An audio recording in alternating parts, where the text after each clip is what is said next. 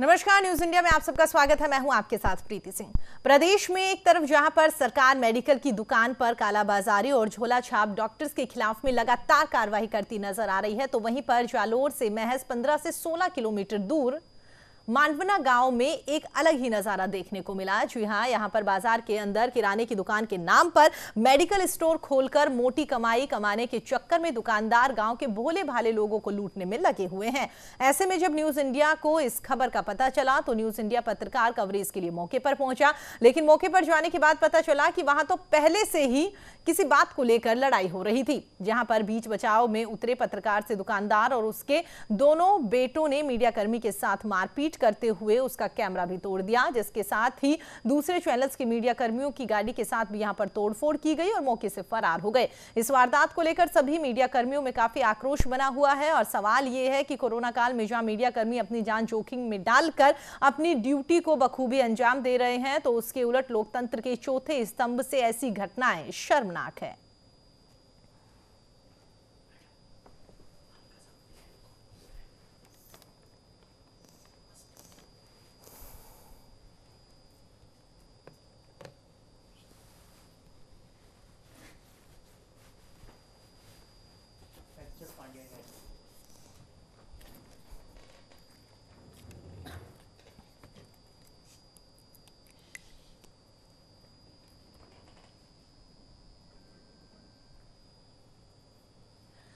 तो आपको बता दें, एक तरफ कोरोना लगातार बढ़ता हुआ नजर आ रहा है। सरकार प्रशासन कोरोना की रोकथाम के लिए लगातार यहां पर कोशिशें करती हुई नजर आ रही हैं और उसी बीच में इस तरह की खबरें निकलकर सामने आना बेहद शर्मनाक है। सरकार कोशिश कर रही है लोगों को बचाया जा सके, इस बीच में बहुत सारे दुकानदार व्यापारी जो हैं वो ऐसे भी निकलकर सामने आ रहे हैं जो लगातार सामानों की कालाबाजारी करते हुए नजर आ रहे हैं। साथ ही आपको बता दें, जिस तरीके से ऑक्सीजन और इंजेक्शन और तमाम दवाइयां जो है उनकी कमी जहां अस्पतालों में देखने को मिल रही है, तो अब जैसे जैसे दिन आगे बीतते जा रहे हैं वैसे वैसे तमाम कालाबाजारी की खबरें भी निकलकर सामने आ रही है। इसी बीच अगर राजस्थान के जालोर की बात करें तो वहां पर भी कुछ इसी तरीके का एक वाकया देखने को मिला है। आपको बता दें, आप तस्वीरों में भी देख सकते हैं किस तरीके से पत्रकार के साथ यहां पर मारपीट की गई है।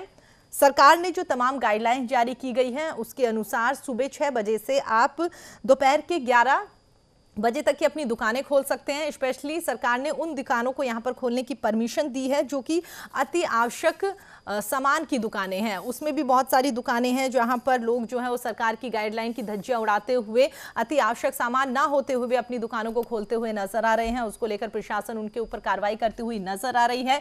अगर राजस्थान के जालोर की बात करें तो वहां पर एक किराने की दुकान की आड़ में मेडिकल स्टोर खोला हुआ था। मेडिकल स्टोर की तमाम दवाइयां जो है वो वहां पर लगातार बेची जा रही थी और सबसे बड़ी बात यह है कि वहां पर गांव के जो भोले भाले लोग हैं उनको यहां पर फंसाया जा रहा था। उनको तमाम दवाइयां जो थी वो महंगे दामों में यहां पर बेची जा रही थी। जैसे ही न्यूज इंडिया को इस खबर का पता चला, न्यूज इंडिया मौके पर पहुंचा है। न्यूज इंडिया के पत्रकार की ओर से वहां पर इस पूरे मामले को लेकर जब जानकारी जुटाई गई, इस पूरे मामले को लेकर जब देखा गया कि किराने की दुकान के नीचे यहां पर मेडिकल स्टोर संचालित किया जा रहा है, तो मीडिया कर्मी की ओर से उसकी कवरेज जब की गई तो वहां पर मारपीट शुरू कर दी गई है। आप तस्वीरों में देख सकते हैं किस तरीके से मीडिया कर्मी के सिर पे चोट आई है।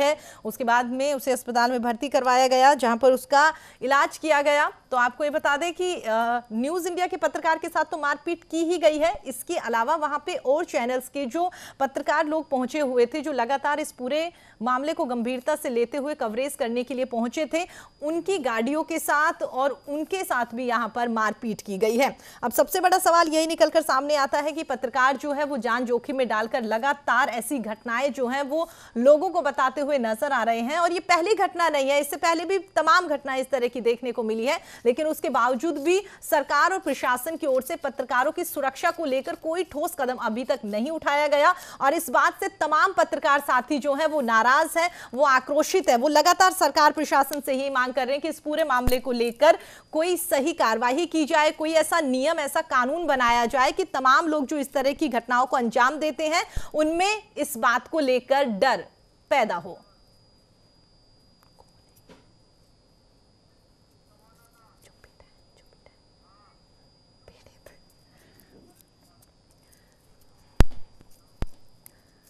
चलिए आगे बढ़ते हैं। तो आपको बता दें ये कोई पहली घटना नहीं है, इससे पहले भी तमाम ऐसे मामले देखने को मिले हैं। साथ ही हम आपको बता दें इसी पर आज हम बातचीत करेंगे, चर्चा करेंगे कि वाकई ऐसे मामले जो है वो आने वाले दिनों में और कब तक हम सबको देखने को मिलेंगे, ये एक बड़ा सवाल है। इसी बीच हम आपको बता दें कि हमारे संवाददाता सुरेश धवल हमारे साथ जुड़ गए हैं, जो कि खुद मौके पर वहां पर मौजूद थे जिनके साथ मारपीट की गई है। सुरेश, सबसे पहले तो आप ये बताइए दर्शकों को कि क्या कुछ है मामला था, कहां से इसकी शुरुआत हुई, आपको कैसे पता चला कि वहां पर इस तरीके से लगातार कालाबाजारी की जा रही है, और उसके बाद आपके साथ जो घटना हुई वो बताइए। देखिए, बिल्कुल मैं बताना चाहूंगा, ये रविवार शाम की करीबन 4 बजे की घटना है। मुझे सूत्रों से जानकारी मिली कि वहां पर कालाबाजारी की जा रही है। एक तरफ तो लॉकडाउन है और सरकार झोला साहब डॉक्टरों और जो जिसके पास लाइसेंस नहीं है, जिसको गोली का पता नहीं है, वो मेडिकल चला रहे हैं। इसको लेकर मैं वहां मौके पर गया था। तो वह मौके पर जाने से पहले किसी और युवक के साथ वो दुकानदार और मेडिकल वाले जो थे वो मारपीट कर रहे थे। और उस दौरान जब मैंने कैमरा निकाला और कवरेज करनी शुरू की तो उस लोगों ने उस बंदे को छोड़कर मेरे साथ में मारपीट कर दी। मेरे साथ में सिर में टांके भी आए हैं और वहां पर मैं मौके पे खड़ा था और कैमरे भी तोड़ दिए गए और मेरी गाड़ी थी वो पूरी तरह से क्षतिग्रस्त कर दी थी। और इसके बाद मैं हॉस्पिटल में भर्ती हुआ। मेरे कैमरामैन और मेरे कुछ दोस्त वहां पे खड़े थे, वो मुझे गाड़ी में डाल के जालो लाए गए जहाँ पे मेरा इलाज चल रहा था। और बाद में जब मैंने कल सुबह 11 बजे करीब मुकदमा दर्ज करवाया। मुकदमा तो प्रीति मैं आपको बता दूं, ये देखिए मेरे पास एफआईआर की कॉपी है, दर्ज हो चुका है। लेकिन अभी तक पुलिस की ओर से जो है आरोपियों पर न तो कोई कार्रवाई की गई है, या तक कि मेरी गाड़ी भी वापस मेरे को नहीं मिली है, या तक कैमरे तोड़े थे वो भी नहीं मिले हैं। और पुलिस ने अभी तक आरोपियों को गिरफ्तार नहीं किया है। जी प्रीति। बिल्कुल सुरेश, जिस तरीके से आपने बताया कि वहां पर तमाम और लोग भी मौजूद थे, उनके साथ भी यहां पर मारपीट की गई है और आपकी गाड़ी जो है वो लोग लेकर चले गए हैं। तो इस तरीके से आपने बताया कि एफआईआर दर्ज करा दी, दोबारा आप अधिकारी के पास गए थे, दोबारा थाना अधिकारी के पास गए, उनसे आपने बातचीत करी कि एफआईआर आपने दर्ज कर ली। और ऐसा नहीं है पहला मामला है, इससे पहले भी तमाम मामले देखने को मिले हैं। एफआईआर दर्ज कर दी जाती है, उसके बाद में तमाम जो मामले हैं वो आगे बढ़ते हुए नजर आते रहते हैं, लेकिन उसके बावजूद भी जो मामले दर्ज किए गए हैं उन पर कोई कार्रवाई होती हुई नजर नहीं आती। तो दोबारा पुलिसकर्मी से आपकी बात हुई है, पुलिसकर्मियों की ओर से कुछ आश्वासन आपको दिया गया हो?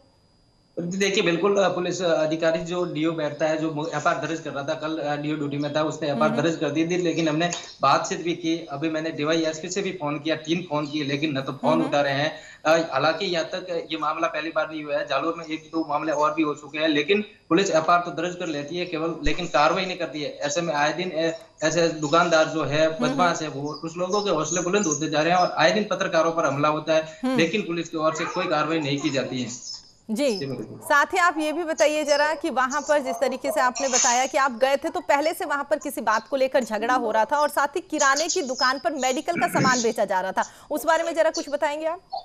प्रति देखिए, बिल्कुल ये मांडवला में मेडिकल जो चला रहा है वो किराना की आड़ में, मतलब किराना की दुकान भी है और इसी आड़ में वो मेडिकल चला रहा है। वो 12वीं पास है, जो प्रवीण दास उसका नाम है, वो 12वीं पास है। और वो एक बंदा था युवक, वो दवाई लेने पर मेडिकल पे गया था, तो उसने कहा कि भाई मेरे पैसे ज्यादा मत ले, और पैसे ज्यादा लेने के कारण उसने वहाँ थोड़ी बातचीत हो गई। और बातचीत होने के बाद प्रवीण दास और उसके दोनों बेटे और उसके पिता सब उस लोग युवक को मारने लगे। इस दौरान मैंने कवरेज की, इसी और कवरेज के दौरान ही मेरे साथ भी मारपीट हुई है।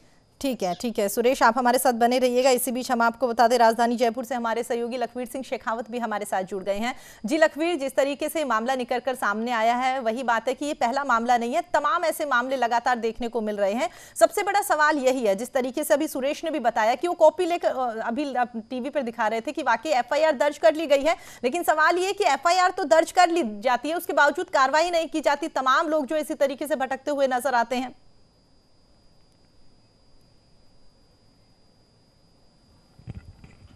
देखिए प्रीति, सबसे पहले तो ये जो घटना घटित हुई है उसकी कड़ी निंदा न्यूज़ इंडिया का पूरा परिवार करता है, क्योंकि हमारे एक साथी पर हमला हुआ है। सबसे बड़ी बात है, पूरे मामले की निष्पक्ष जांच होनी चाहिए।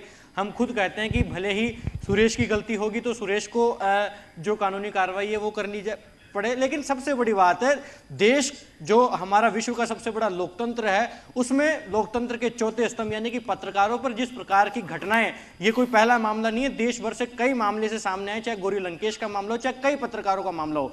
इस प्रकार की घटनाओं का सामने आना बेहद ही चिंताजनक और दुर्भाग्यपूर्ण है, क्योंकि जब हम विश्व के सबसे बड़े लोकतांत्रिक देश का दावा करते हैं और उसमें विश्व का सबसे जो मजबूत स्तंभ है, जो लोकतंत्र का मजबूत स्तंभ है, पत्रकार, मीडिया, उसके सिपाहियों पर, उसके मजबूत प्रहरियों पर इस प्रकार के हमले होना ये वाकई में चिंताजनक है। अगर वैश्विक महामारी कोरोना के काल की बात की जाए तो पत्रकार निष्पक्ष भाव से अपनी ड्यूटी निभा रहे हैं, 24 घंटे अपना काम कर रहे हैं, और अगर इस प्रकार से वो शिकार हो जाए आमजन का तो वाकई में चिंताजनक है। जिस प्रकार से हमारे सहयोगी सुरेश धवल ने बताया कि वे कवरेज करने गए थे, शाम 4 बजे के बाद किराने की दुकान की आड़ में मेडिकल दुकान का संचालित किया जाना ये वाकई में दुर्भाग्यपूर्ण है। जहां पूरे प्रदेश में कालाबाजारी की चर्चाएं आम है, हम जगजाहिर हो रही हैं इस बात की खबरें भी कि जो मेडिकल उपकरण है, जो मेडिकल इमरजेंसी की जितने भी दवाइयां हैं वो किस प्रकार से कालाबाजारी हो रही है। तो जालोर में भी अगर हमारे संवाददाता को इस प्रकार की सूचना मिलती है तो स्वाभाविक सी बात है वो कवरेज करने जाएगा, और अगर कवरेज करने जा रहा है और इस प्रकार से आम जनता का वो शिकार हो रहा है तो ये दुर्भाग्यपूर्ण है। बहरहाल पुलिस ने मामला दर्ज कर लिया है, पुलिस ने आश्वासन भी दिया है सुरेश को भी और न्यूज इंडिया के तमाम साथियों को कि निष्पक्ष कार्रवाई की जाएगी, और जो भी इस पूरे मामले में दोषी है उनके खिलाफ ठोस से ठोस और कड़ी से कड़ी कार्रवाई करने का आश्वासन दिया है। लेकिन पूरे मामले की भर्त्सना करते हैं हम, क्योंकि लगातार पत्रकारों पर हमला होना वाकई में चिंताजनक है, दुर्भाग्यपूर्ण है, और ये कोई पहली घटना नहीं है। प्रीति, प्रदेश की अगर बात की जाए तो प्रदेश में कई ऐसे मामले हैं जिस पर पत्रकार इस प्रकार की घटनाओं का सामना हो रहे हैं। कई बार घटनाएं ऐसी निकलकर सामने आती है कि राजनेता उन पर हमला करते हैं, कई बार पुलिस का शिकार हो जाते हैं, लेकिन अब तो आमजन जो कालाबाजारी कर रहे हैं, जो 4 बजे के बाद दुकान खोल रहे हैं, जो खुद आरोपी है वो इस तरह की घटनाओं को अंजाम दे रहे हैं, जिसकी वजह से कहीं ना कहीं प्रशासनिक अधिकारी जो है उन पर भी यहाँ पर सवाल खड़े होते हैं, क्योंकि आरोपी ही इस तरीके से अगर पत्रकारों पर, आमजन पर हमला करने लग जाएंगे तो उसके बाद में उम्मीद किससे कर सकते हैं? अधिकारियों से उम्मीद की जाती है, लेकिन उनकी ओर से भी अगर कार्रवाई नहीं की जाएगी तो वाकई काफी चिंता की बात है। दोबारा आपका रुख करेंगे, इसी बीच हम आपको बता दें हमारे सहयोगी दीपक चावला हमारे साथ जुड़ गए हैं।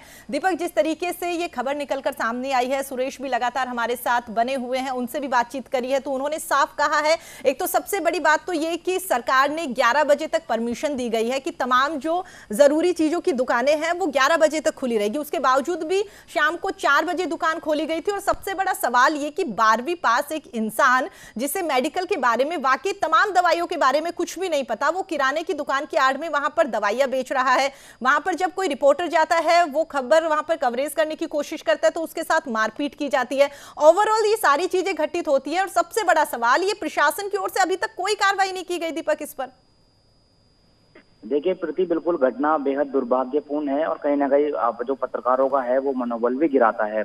जब मुझे घटना का जब पता चला तो एडीजी क्राइम रवि प्रकाश मेहड़ा है, जो कि पूरे राजस्थान उनके अंडर में आता है, पूरे राजस्थान वो देखते हैं, उनसे फोन पर बातचीत की। उन्होंने भी मामले को दुर्भाग्यपूर्ण बताया, और तुरंत एसपी जो श्याम सिंह है जालोर, उनको तुरंत फोन लगाया और कहा कि इस पूरे मामले की निष्पक्ष जांच करो और जल्द से जल्द करो। तो कह सकते हो कि पुलिस मुख्यालय के आला अधिकारियों तक पूरा मामला पहुंचा है। शाम जो जालोर एसपी श्याम सिंह है वो अब पूरे मामले की मॉनिटरिंग कर रहे हैं, और जल्द मामले की कार्रवाई करने का आश्वासन दिया है। चूंकि हमारे जो संवाददाता है वो हॉस्पिटलाइज थे, इसलिए वो एसपी श्याम सिंह से संपर्क नहीं कर पाए, इसलिए शायद इतने दिन लग गए। उम्मीद करते हैं कि जैसे ही वो उनके पास जाएंगे, संपर्क करेंगे तो जल्द कार्रवाई होगी, और कार्रवाई होनी भी चाहिए। आपने प्रीति बिल्कुल ठीक कहा कि दुकान 11 बजे खुलने का टाइम है, और शाम को अगर खुलेगी और वहां पर ब्लैक से महंगे दामों में अगर बेचा जाएगा तो पत्रकार की यही जिम्मेदारी है, वही उसका कर्तव्य है। इसी के लिए वो अपने ड्यूटी पर आता है कि वो जनता के हित में खबर चलाए, और जनता के हित में यही खबर थी कि अगर इस तरह से अगर कोई मेडिकल के बारे में पूरी जानकारी नहीं रखता और वो अगर दवाइयां देगा तो कितना ज्यादा घातक हो सकता है, खुद के लिए भी और औरों के लिए भी। इस तरह की खबर चलाना बिल्कुल चलाना चाहिए। मैं जालोर जो हमारे संवाददाता है उसकी तारीफ करता हूँ कि इस तरह के जनहित के मुद्दे उन्होंने उठाए, और इस तरह के लोग भी दुर्भाग्यपूर्ण जो है समाज के अंदर, जो कि इस तरह से पत्रकारों से मारपीट कर रहे हैं। उनके सर पे 3 टाँकियां है। गनीमत रही कि कोई बड़ा हादसा नहीं हुआ, कुछ गंभीर चोट लग जाती तो शायद कुछ और भी हो सकता था, उनकी गाड़ी क्षतिग्रस्त थी। तो कहीं ना कहीं ये दुर्भाग्यपूर्ण, और उससे दुर्भाग्यपूर्ण इतना है कि रविवार का मामला है। दीपक, अगर हाल फिलहाल की बात करें, जिस तरीके से आपने बताया कि वाकई ये मामला जो निकलकर सामने आया है, राजस्थान में कुछ दिनों की पहले की बात करें तो जब लॉकडाउन लगा नहीं था उससे पहले भी एक घटना यहाँ पर देखने को मिली थी कि वहां पर एक पुलिसकर्मी दुकानदार से दुकान बंद करवाने के लिए जाता है, तो दुकानदार उस पुलिस वाले के साथ मारपीट करता है, और उसके बाद में इतनी ज्यादा मारपीट उसके साथ की जाती है, उसकी मौके पर मौत हो जाती है। तो इस बात से आप अंदाजा लगा सकते हैं कि वाकई मतलब कितने हौसले यहां पर आरोपियों के बुलंद होते हुए नजर आते हैं कि एक पुलिसकर्मी के साथ मारपीट की गई है, जो कि उसे दुकान बंद करने के लिए कहने के लिए गया था। तो ये तो फिर भी पत्रकार है, इस बात का अंदाजा लगा सकते हैं आप। हाँ बिल्कुल प्रीति, उस सिपाही की जो है सर पे पत्थर मारे गया था और उसकी मौत हो गई थी। उस मामले में आरोपी को भी 2 से 3 दिन में गिरफ्तार कर लिया गया था। उसी तरह की घटना हमारे जो संवाददाता उसके साथ घटी है। इनके भी यहाँ पर सर पे लगी, 3 टाँके लगे। मैंने कहा कि शुक्र है भगवान का कि जो गंभीर चोट है वो नहीं लगी, वरना बड़ा हादसा भी हो सकता था। लेकिन इस मामले में रविवार से अब तक काफी दिन हो गए, अभी तक कार्रवाई नहीं गई। ये भी एक दुर्भाग्यपूर्ण है। खैर अब एसपी तक बात पहुंची है, एडीजी सर तक बात पहुंची है, तो उम्मीद हम यही करते हैं कि जल्द अगले 1 से 2 दिन में जल्द जांच हो और जो भी इसमें दोषी उसके खिलाफ कार्रवाई हो। फिर बिल्कुल आपने ठीक कहा कि इस तरह के मामले दुर्भाग्यपूर्ण है। सभी को पता है कि इस वक्त सभी अपने घर में है, उनका जिम्मेदारी है कि घर में रहेंगे और इसको कोरोना के चेन को तोड़ेंगे। सड़कों पर अगर कोई वो है तो वो मेडिकल कर्मी है, मीडिया कर्मी है और पुलिस है और प्रशासन है। तो आमजन जो है इनको इनका सम्मान करना चाहिए। कोरोना वॉरियर है, अपनी जान हथेली पर रखकर, अपने परिवार की जान हथेली पर रखकर ये लोग बाहर आते हैं और इस तरह की जनहित की खबरें चलाते हैं, तो उनका सम्मान करना चाहिए।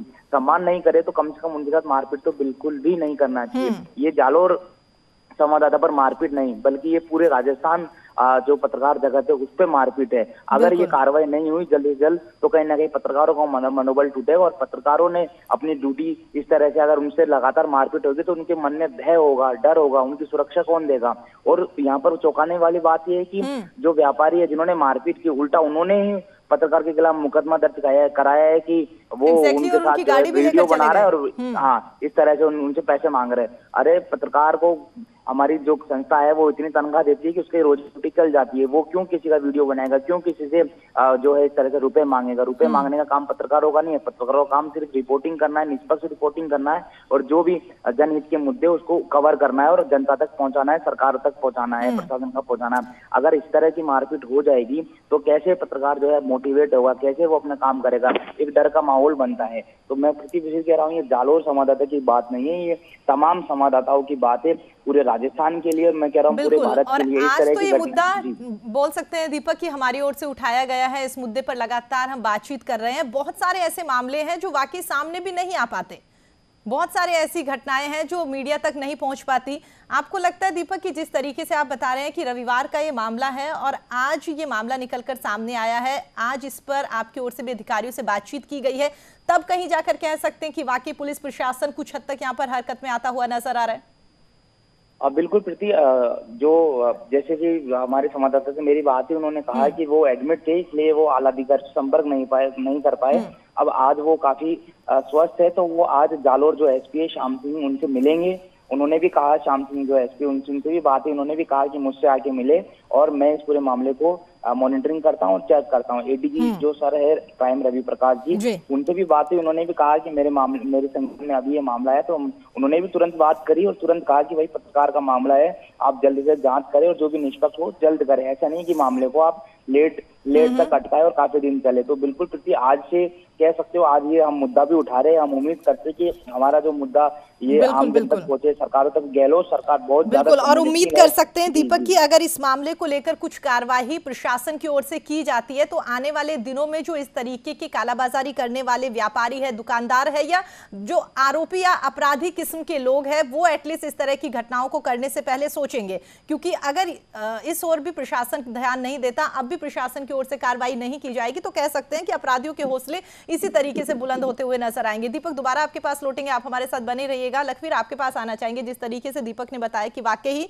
अब उम्मीद की जा सकती है कि ये मामला जो है, इस पूरे मामले को संज्ञान में लिया गया है अधिकारियों की ओर से और अब कहीं जाकर इस मामले में कह सकते हैं कि सुनवाई होती हुई नजर आएगी। लेकिन लखवीर, सवाल यह है कि ये पहला मामला नहीं है, इससे पहले भी तमाम मामले इस तरह के देखने मिले हैं। राजस्थान की अगर बात करें तो राजस्थान में बहुत सारे ऐसे मामले, ये जालोर का मामला निकल के सामने आया तो इसको लेकर हम बातचीत कर रहे हैं। कह सकते हैं कि वाकई कहीं ना कहीं जो वो लोग होते हैं उन्हें किसी बात का डर नहीं होता, किसी अधिकारी का, या कह सकते हैं वहां के जो राजनीतिक लोग हैं उनका शह उन्हें प्राप्त होता है, जिस वजह से इस तरह की घटनाओं को अंजाम देते हैं।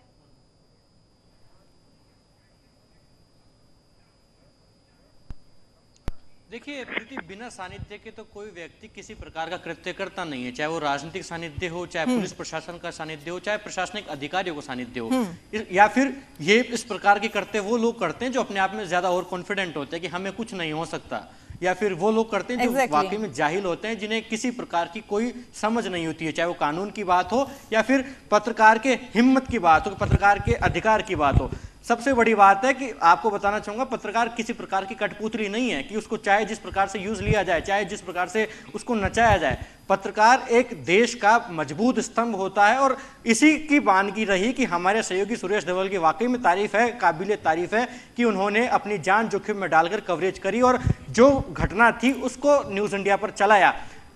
सुरेश धवल की तारीफ तो करेंगे, लेकिन साथ ही ये बात भी उन तमाम आरोपियों को, उन तमाम अपराधियों को कहेंगे कि न्यूज इंडिया का एक एक साथी, न्यूज इंडिया परिवार का एक एक सदस्य सुरेश धवल के साथ कंधे से कंधा मिलाकर खड़ा है। हमें जो कुछ भी उसकी मदद करनी होगी हम करेंगे केवल मात्र कानूनी कार्रवाई के तौर पर। जिस प्रकार से उन पर हमला किया गया उस प्रकार से हम लोग नहीं उतरेंगे, लेकिन इस बात को हम पूरी साफ करेंगे कि आखिरकार कालाबाजारी वहां पर हो रही थी, आखिरकार जो भी उनके द्वारा किया गया वो गलत था।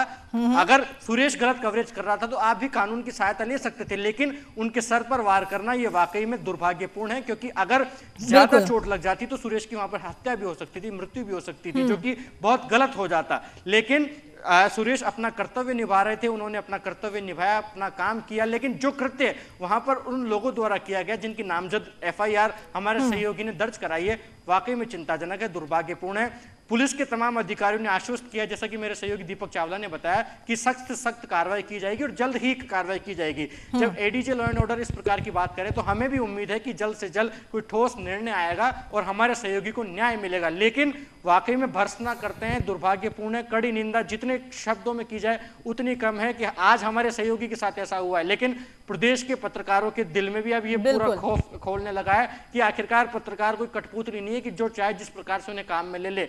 जब हम निष्पक्ष तौर पर हमारा काम कर रहे हैं तो आखिरकार किसी भी व्यक्ति को यह अधिकार नहीं है। कोरोना जैसे संकट काल में जब कोरोना वॉरियर के रूप में पत्रकार, मेडिकल हेल्थ इमरजेंसी के लोग, सफाई कर्मी अपना काम बेखूबी कर रहे हैं तो सराहना की जानी चाहिए, ना कि उनके सर पर वार करना चाहिए। हमको और तमाम जो लोग अपने घरों तक सीमित है हम अपील कर सकते हैं, लेकिन आप अगर कालाबाजारी कर रहे हैं, अगर गलत काम कर रहे हैं तो हम कवरेज करेंगे, एक बार नहीं 2 बार करेंगे, लेकिन आप जिस प्रकार से हत्या तक उतर आते हैं, आप हमले तक उतर आते हैं, ये वाकई में इस लोकतांत्रिक देश में तो जायज नहीं है। बिल्कुल, और अब यही उम्मीद कर सकते हैं लखवीर की वाकई जिस तरीके से मामला निकलकर सामने आया है उसके बाद से प्रशासनिक अधिकारी जो है वो इस पूरे मामले को गंभीरता से ले और आगे की कार्रवाई शुरू करे। सुरेश, जिस तरीके से अभी दीपक ने भी बताया कि वाकई ही ADG क्राइम रवि प्रकाश ने जालोर SP से इस पूरे मामले को लेकर गंभीरता से बातचीत करी है और साथ ही आश्वासन दिया है कि निष्पक्ष तरीके से इस पूरे मामले को लेकर बातचीत की जाएगी, सुलझाया जाएगा कि क्या कुछ ये मामला था और जो भी दोषी है उनके खिलाफ कार्रवाई की जाएगी। क्या कहेंगे सुरेश आप?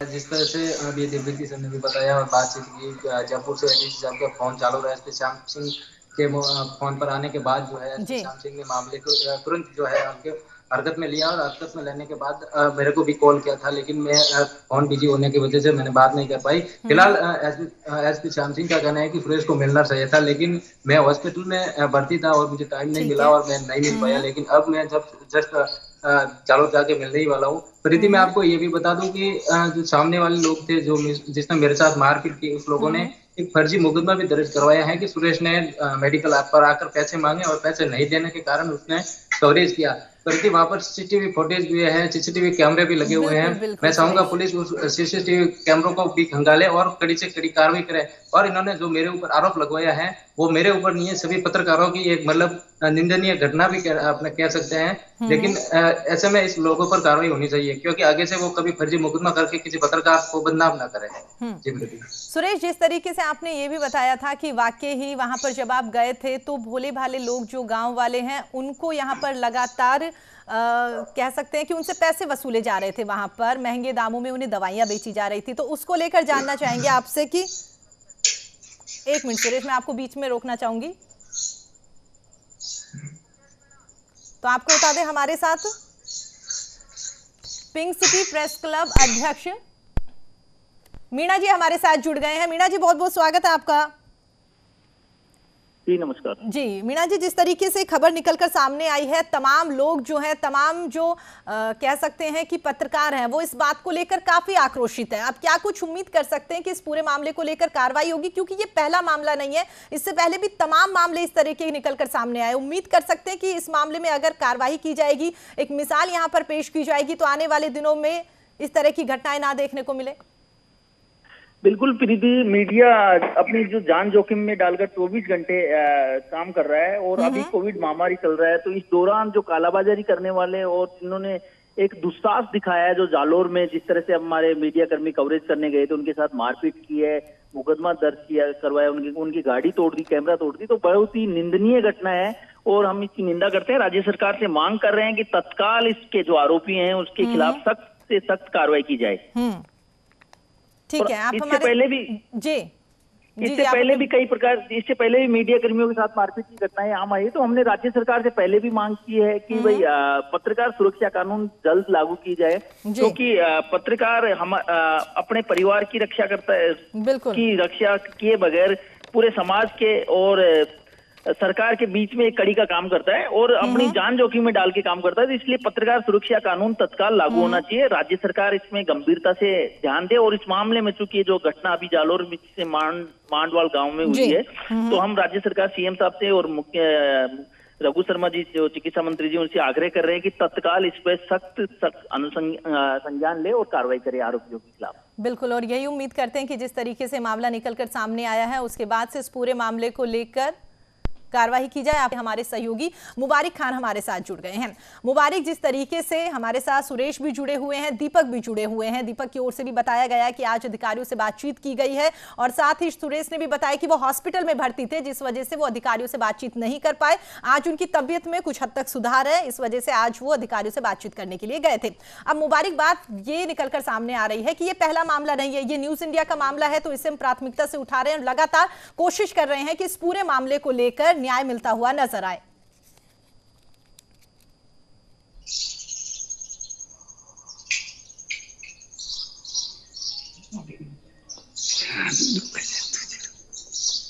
जी मुबारक, मेरी आवाज सुन पा रहे हैं आप? जिस तरह के मामले प्रदेश ही नहीं बल्कि देश भर में ऐसे पत्रकारों के ऊपर लगातार बीते दिनों जी जी जी जी जी प्रीति, तो ऐसे मामले प्रीति देश भर के अंदर सामने आते हैं। जब पत्रकार किसी अपनी कवरेज के दौरान कहीं जाते हैं तो कई बार ऐसा होता है, चाहे वो आमजन की ओर से किया गया हो या किसी रसूखदार बाहुबलियों की ओर से किया गया हो, क्योंकि पत्रकार अपनी ड्यूटी, अपने कर्तव्य के प्रति हमेशा एक जिम्मेदारी के साथ काम करता है और यही उसका कर्तव्य है कि वो अपनी ड्यूटी को समझे, अपने कर्तव्यों को निभाए। एक पत्रकार की सबसे बड़ी अपने आप में ये ड्यूटी होती है, एक समाज के प्रति, एक अच्छे देश के प्रति, अच्छे काम के प्रति, सभी ऐसी चीजें हैं क्योंकि लोकतंत्र के अंदर चौथा स्तंभ पत्रकार को बताया गया है, तो वो अपनी जिम्मेदारी का निर्वहन अच्छी तरीके से उसे करना चाहिए। तो इसी दौरान जब सुरेश जो कल एक ऐसे ही खबर पर जब ये गए तो उनके साथ जिस तरह की घटना हुई वो बेहद निंदनीय है, उसकी हम निंदा करते हैं, क्योंकि अगर ऐसे ही पत्रकारों पर हमले होते रहे तो उन आम जन की, पब्लिक की, समाज की आवाज कौन उठाएगा। तो प्रशासन को इस मामले की पूरी गंभीरता से जांच करनी चाहिए और दोषियों के खिलाफ कठोर कार्रवाई करनी चाहिए और पूरे मामले को लेकर जो क्राइम रिपोर्टर है दीपक चावला, वो भी मुख्यालय स्तर पर लगातार मॉनिटरिंग कर रहे हैं इस मामले की। अधिकारियों को जो तथ्य हैं वो जुटाकर अधिकारियों को दे पा रहे हैं और आगे जो वहां तक पूरा फॉलोअप ले रहे हैं। न्यूज इंडिया की तमाम जो रिपोर्टर हैं, तमाम जो टीम है, चाहे जालोर की हो चाहे जयपुर की हो, वो पूरी अपनी इस काम को लेकर कर रही है ताकि निष्पक्ष जांच हो सके। यदि पत्रकार कहीं ना कहीं दोषी पाए जाते हैं तो उनको भी इस तरीके से उनके ऊपर भी कार्रवाई की जाएगी और यदि उनके ऊपर किसी ने बेमतलब हमला किया या उनको बिल्कुल परेशान किया जा रहा है, क्योंकि इनकी पहले भी इस तरह की कई शिकायतें जालोर से आई थी, उसको लेकर न्यूज इंडिया ने संज्ञान लिया, उनको दबाया गया।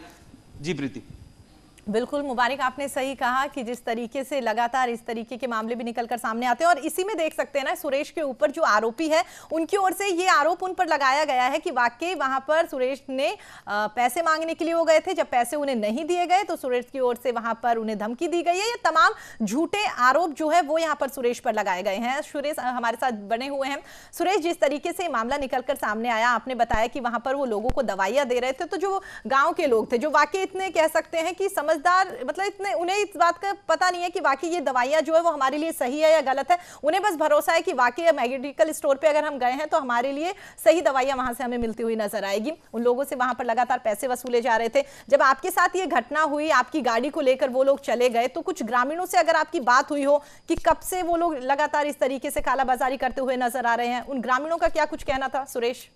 बिल्कुल प्रीति, देखिए जब से ये अनुशासन पखवाड़ा शुरू किया था, जब से लेकर 11 बजे तक जो है दुकानें शुरू रुकनी थी, लेकिन वो किराने की दुकान और मेडिकल दोनों की जो है आड़ में रहकर वो दुकानें चला रहा था और लगातार लोगों से 10 रुपए की जगह 20 रुपए वसूल रहा था। और इसी पर मुझे सूचना मिली थी और मैं कवरेज के लिए गया था, तो वहां पर एक दो युवक खड़े थे और एक युवक के साथ में वो दुकानदार और मेडिकल का जो दुकानदार था वो मारपीट कर रहे थे। और मैंने सोचा कि दोनों की साथ ही कर लेता हूँ, तो इस लोगों ने उस युवक को छोड़कर मेरे ऊपर हमला कर दिया और जिसमें मैं जो है पूरी तरह से घायल हो गया था। और घायल होने के बाद मुझे तो अस्पताल ले जाया गया था और गाड़ी को भी लोगों ने तोड़ दी थी। लेकिन प्रीति, मैं आपको बताना चाहूंगा, गांव के लोग हैं वो उस दुकानदार से बहुत ही परेशान है। जब कोई पुलिस के कांस्टेबल को सूचना दी जाती है तो कांस्टेबल मौके पर जाकर जो है पहला बुझला कर आ जाता है और कार्रवाई आखिर में होती नहीं है। ऐसे में मांडवला के अंदर वही दुकान 24 घंटे शुरू रहती है।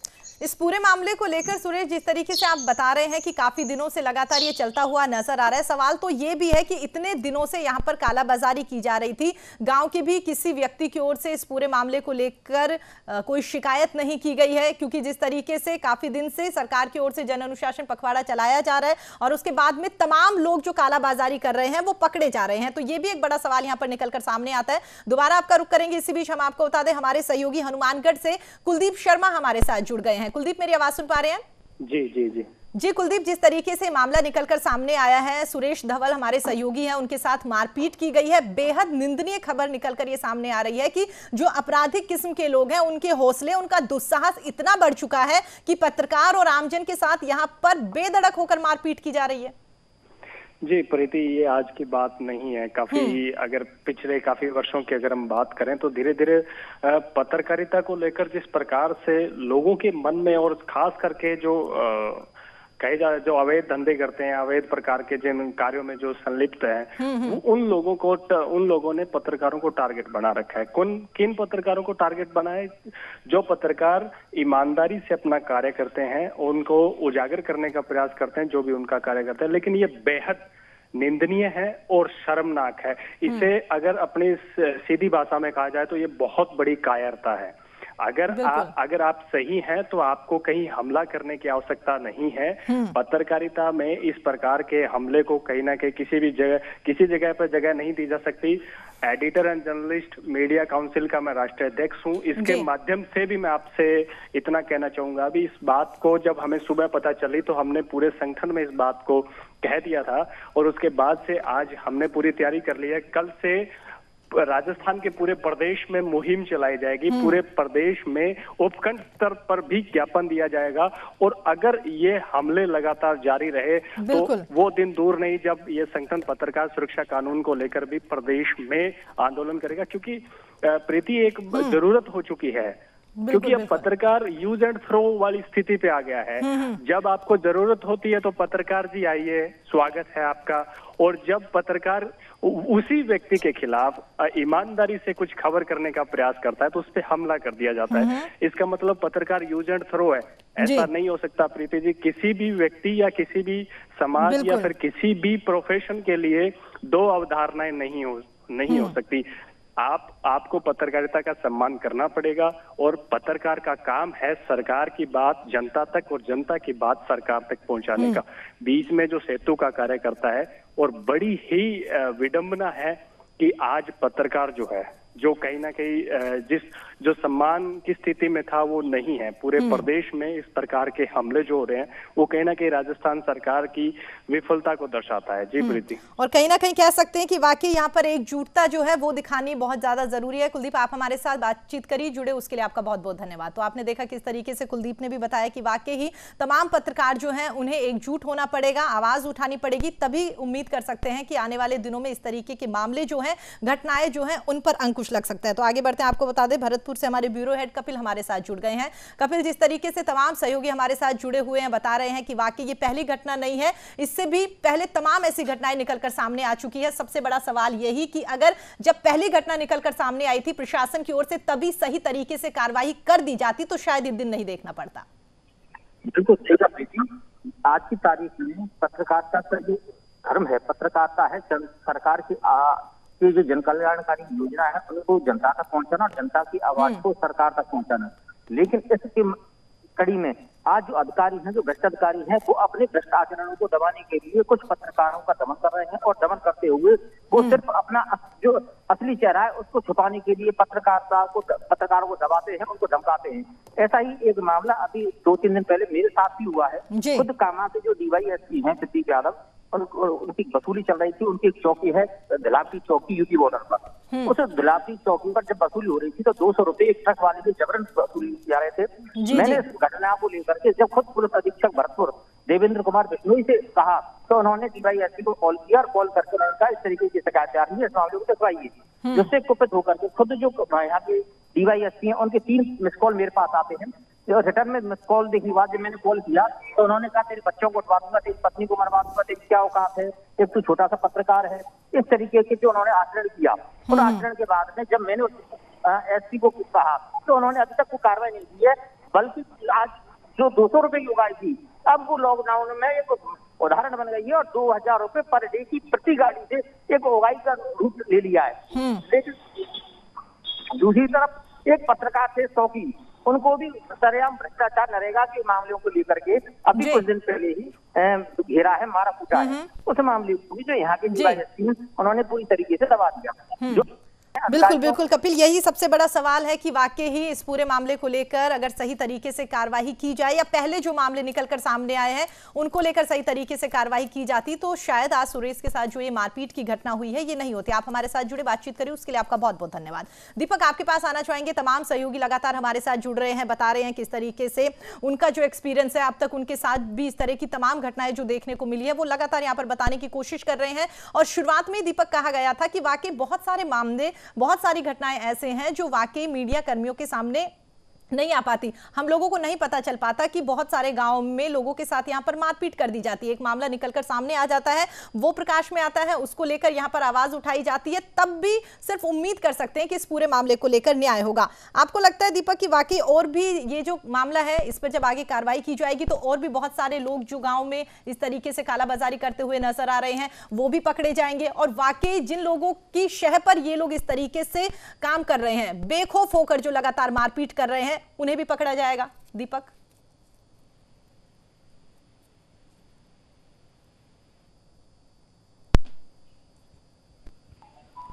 दीपक मेरी आवाज सुन पा रहे हैं आप?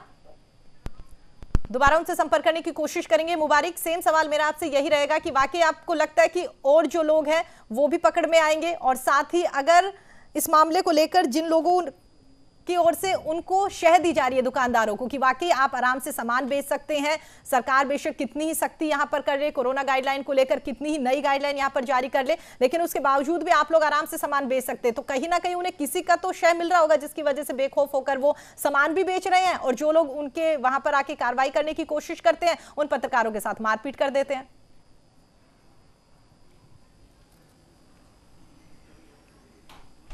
देखिए प्रीति, इसमें दो चीजें जो आपने बताई, इसमें दो चीजें, दो कानून, दो तरह की धाराएं इसमें जुड़ सकती है उनके ऊपर, क्योंकि आप यदि कहीं भी जाते हैं किसी भी तरह का, ये पत्रकार के साथ जो भी घटना हुई है इस चीज को इस तरीके से देखिए कि वहां यदि उनके साथ मारपीट हुई है, चाहे वो दोषी है या नहीं है, लेकिन किसी भी आम आदमी को ये अधिकार नहीं है वो किसी के साथ मारपीट करे, उसे किसी भी तरह की शारीरिक नुकसान पहुंचाए, चोट पहुंचाए, वो एक अधिकार आम आदमी के पास नहीं है। तो एक तरीके से वो दोषी वैसे भी हो जाते हैं। दूसरी ओर कोरोना की गाइडलाइन को लेकर राज्य सरकार बेहद मुस्तैद है और पूरी सख्त तरीके से आमजन के लिए गाइडलाइन जारी की गई है। उसके बावजूद यदि किसी दुकान के अंदर या किसी किराना की दुकान के अंदर, मेडिकल की दुकान के अंदर राशन बेचा जा रहा है या मेडिकल में राशन या राशन की दुकान में मेडिकल के सामान बेचा जा रहा है तो उसकी भी जांच होनी चाहिए। तो उस तरीके से भी वो दोषी है, क्योंकि वो एक जो सख्ती का जो टाइम है, जो लॉकडाउन का जो टाइम पीरियड दुकानदारों को दिया गया, उसके बावजूद उस टाइम को क्रॉस कर यदि इस तरह की दुकानदारी अगर वहां करते हैं, दुकानों बेचते हैं, आमजन की वहां भीड़ को इकट्ठा करते हैं, तो ये सभी जो गाइडलाइन की अवहेलना है। इस तरह के दो मुकदमे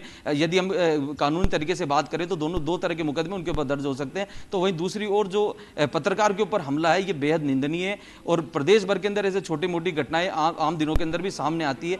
कई पत्रकार संगठन इस मामले को लेकर राज्य सरकार से मुहिम भी लगातार अभियान भी चला रहे हैं, मुहिम चला रहे हैं कि पत्रकारों की सुरक्षा के लिए कानून बनाए जाएं। राज्य सरकार ने भी इसके लिए बातचीत की, लेकिन फिलहाल जो बीता एक वर्ष कोरोना की भेंट चढ़ चुका है। लेकिन वहीं जो बीते दिनों एक जयपुर के अंदर भी पत्रकार के साथ मारपीट की गई, मारपीट के बाद वो 4 से 5 दिन तक अस्पताल में रहता है, अस्पताल के बाद उसकी डेथ हो जाती है। वो एक गंभीर मामला प्रदेश भर के अंदर चला, राज्य की राजधानी जयपुर के अंदर वो एक मामला बड़ा गंभीर मामला था, जिसके ऊपर कई नेताओं ने, कई अधिकारियों ने उसके संज्ञान लिया। उस मामले को उसे कुछ आर्थिक उस परिवार को सहायता देने की कोशिश की गई, लेकिन बात कहीं ना कहीं ये ठीस एक पत्रकार के मन में रह जाती है। यदि यही घटना किसी और पत्रकार के साथ होती, सभी अपने ऊपर इस घटना को लेकर सोचना चाहिए कि यदि वही घटना उस खुद के साथ यदि हो जाए तो वो किस तरह एक अपने आप को महसूस कराएगा। तो ये पत्रकारों के सुरक्षा की एक जिम्मेदारी सरकार को लेनी चाहिए, क्योंकि पत्रकारों के ऊपर लगातार हमले हो रहे हैं। जैसे कि वो हमारे पत्रकार साथियों ने बताया कि रसूखदार जो बाहुबली लोकल क्षेत्र के जो होते हैं, वो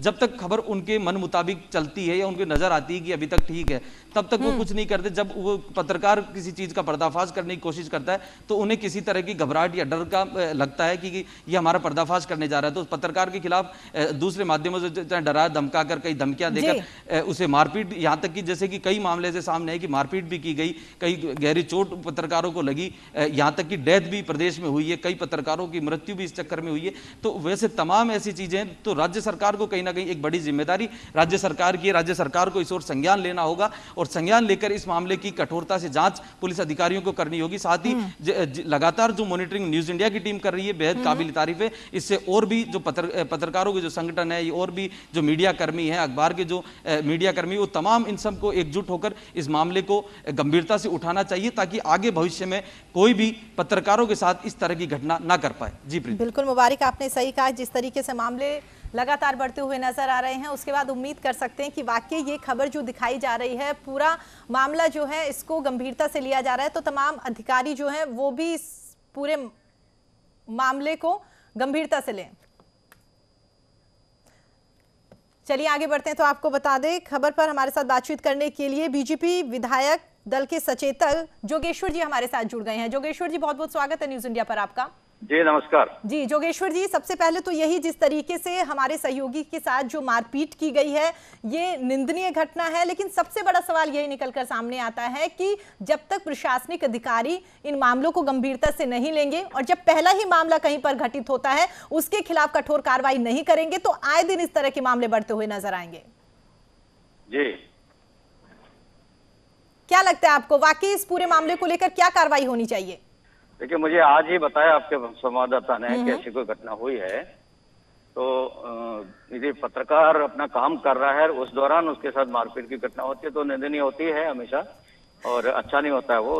उस पर प्रशासन को भी सख्ती से कार्रवाई करनी चाहिए और बिल्कुल निष्पक्ष जांच करके जो हकीकत है वो करना चाहिए। जी बिल्कुल, लेकिन जोगेश्वर जी, सबसे बड़ा सवाल ये है ना कि ये पहला मामला नहीं है, ऐसे तमाम मामले पहले भी आ चुके हैं। अगर प्रशासन की ओर से पहले इस मामले को लेकर सही तरीके से कार्रवाई की जाती तो शायद इस तरीके से आज हमें खबर नहीं दिखानी पड़ती। इस मामले को तो आप मानेंगे ना कि वाकई इसको लेकर कोई ठोस कार्रवाई की जानी चाहिए प्रशासनिक अधिकारियों की ओर से, कुछ नए नियम ऐसे बनने चाहिए जिसकी वजह से और लोग जो है वो डरे इस मामले को लेकर कि इस तरह की कार्रवाई हम ना करें, वरना हमारे खिलाफ भी इस तरह की कार्रवाई की जाएगी। जरूर करनी चाहिए, प्रशासन को इस पे कॉन्फिडेंस लेना चाहिए और ढंग से प्रभावी कार्रवाई करनी चाहिए। चलिए जोगेश्वर जी, हमारे साथ जुड़ने के लिए, बातचीत करने के लिए आपका बहुत बहुत धन्यवाद। आगे बढ़ते हैं तो हमको बता दें, जिस तरीके से सुरेश भी हमारे साथ बने हुए, मुबारक भी काफी देर से हमारे साथ बने हुए, बता रहे हैं किस तरीके से इस मामले को लेकर धीरे धीरे कार्रवाई आगे बढ़ती हुई नजर आ रही है। सुरेश, जिस तरीके से आपने बताया कि ये कार्रवाई जब जो ये घटना को अंजाम दिया गया था, उसके बाद में तमाम और लोग जो वहां पर मौजूद थे वो भी इस बात को लेकर काफी आक्रोशित नजर आए। उम्मीद कर सकते हैं कि पत्रकारों को अब एकजुट होना पड़ेगा, आवाज उठानी पड़ेगी, तमाम संगठन जो है उनको एकजुट होकर यहाँ पर आवाज उठानी पड़ेगी, सरकार पर इस तरीके का दबाव बनाना पड़ेगा, या सरकार से अपनी जायज मांगे जो है उनको यहां पर सही करने के लिए कहना पड़ेगा, तब कहीं जाकर उम्मीद कर सकते हैं ऐसे मामले रुकेंगे? प्रदीप, बिल्कुल देखिए, आपने सही कहा। जिस तरह से लगातार प्रदेश भर में, देश भर में पत्रकारों के साथ में मारपीट होती आ रही है, इसको लेकर अगर सरकार या प्रशासन से ढंग से कार्रवाई करते और जो है जो आरोपी है उसको गिरफ्तार करते, तो आए दिन ऐसे पत्रकारों पर जो है हमले नहीं होते और कार्रवाई नहीं होने के कारण जो है ऐसे बदमाश लोग जो है, कई भूमाफिया हैं, बजरी माफिया हैं, वो कई बार खबर चलाते हैं तो उस पर हमला किया जाता है, फायरिंग की जाती है। ऐसे पत्रकारों के ऊपर जो बार बार हमले होते हैं, इसको लेकर प्रशासन कहीं ना कहीं दस पुस्तक बना हुआ है। इसी कारण जो है आए दिन जो लोगों के हौसले हैं वो बुलंद होते जा रहे हैं और लोगों के साथ में, पत्रकारों के साथ में मारपीट करते हैं। जैसे कि मेरे साथ में मांडोला में मारपीट हुई, तो वहां पर करीबन मारपीट होने के बाद जो है करीबन 150 लोग ठीक है, बिल्कुल बिल्कुल। सुरेश, मुझे आपको बीच में रोकना पड़ेगा, आगे बढ़ते हैं तो आपको बता दें, हम आपको बता दें पूर्व मुख्य सचेतक कांग्रेस से रतन देवासी जी हमारे साथ जुड़ गए हैं। रतन देवासी जी, न्यूज इंडिया पर आपका बहुत बहुत स्वागत है। सवाल ये कि इस तरह के मामले कब तक देखने को मिलेंगे? देखिए, ऐसा है कि मुझे अभी संज्ञान में लाया इन्होंने ये मामला कि इस प्रकार से कोई ये कवर गए और इनके साथ में कोई घटनाएं हुई है और उसको लेकर इन्होंने रिपोर्ट भी दर्ज कराई है। तो मैंने, जिसने आपके ऑफिस से भी अभी जिन्होंने मुझे बताई इस बारे में और बात की है, तो मैंने उनको कहा है कि मैं संबंधित जो थाना अधिकारी है और जिले के पुलिस निरीक्षक है, मैं उनसे बात कर लेता हूँ तुरंत। तो उन्होंने मुझे कहा कि बोले 1 मिनट अपन पहले फोनों पे आ जावे, फिर आप बात कर लेना। तो मैं आपका ये बात होने के बाद में मैं जो भी संबंधित अधिकारी, ठीक है, बिल्कुल, और हम उम्मीद करते हैं कि वाकई आप जब बात करेंगे उसके बाद इस पूरे मामले को लेकर कार्रवाई की जाएगी। लेकिन रतन देवासी जी, सवाल ये है ना कि ये कोई पहला मामला तो है नहीं, इससे पहले भी तमाम मामले निकलकर सामने आए हैं। राजस्थान से ही ऐसे बहुत सारे मामले निकलकर सामने आए हैं। अभी जब लॉकडाउन नहीं लगा था उससे पहले ही मामले की बात करें तो वहां पर कांस्टेबल जब जाता है, एक पुलिसकर्मी जाता है दुकानदार से दुकान बंद करने के लिए, कि जो टाइमिंग सरकार की ओर से दी गई है उससे ज्यादा का वक्त हो गया है, आपकी दुकान अभी तक खुली हुई है। जब वो उसे टोकता है तो उसके साथ मारपीट की जाती है, पत्थर से उसे मारा जाता है और उसकी मौत हो जाती है। तो आपको नहीं लगता कि वाकई ऐसे जो मामले हैं वो रुकने चाहिए? और ये मामले तब रुकेंगे जब सरकार वाकई कोई कठोर कार्रवाई करती हुई नजर आएगी, प्रशासन जो है वो कोई एक्शन लेगा, तब कहीं जाकर ऐसे मामले रुकेंगे। देखिए मैम, ऐसा है कि हर चीज ना, हर केस टू केस डिफर करता है। तो मैं पहले बता दूं कि जिस संबंध में अपन बात कर रहे हैं, ऐसा हमेशा अमूमन होता है, ऐसा नहीं होता। रोज कहीं भी किसी के साथ में भी कोई घटना होती है ना, तो लोग बताते हैं संबंधित हमारे जैसे व्यक्ति को या जिसको भी, तो सबसे पहले कोशिश ही अपन ये करते हैं कि भाई उसकी फटाफट निष्पक्ष जांच हो जाए, दोषी है तो उसके खिलाफ कार्रवाई होनी चाहिए, भले वो कोई भी हो सकता है। ठीक है, अब पर्टिकुलरली जैसे इस केस की बात है, तो इस केस में पर्टिकुलरली जब ये संज्ञान में अभी लाया गया है तो फिर 2 मिनट एक बार पूछेंगे तो सही ना अपन, जो संबंधित थाना अधिकारी हो या पुलिस अधीक्षक हो।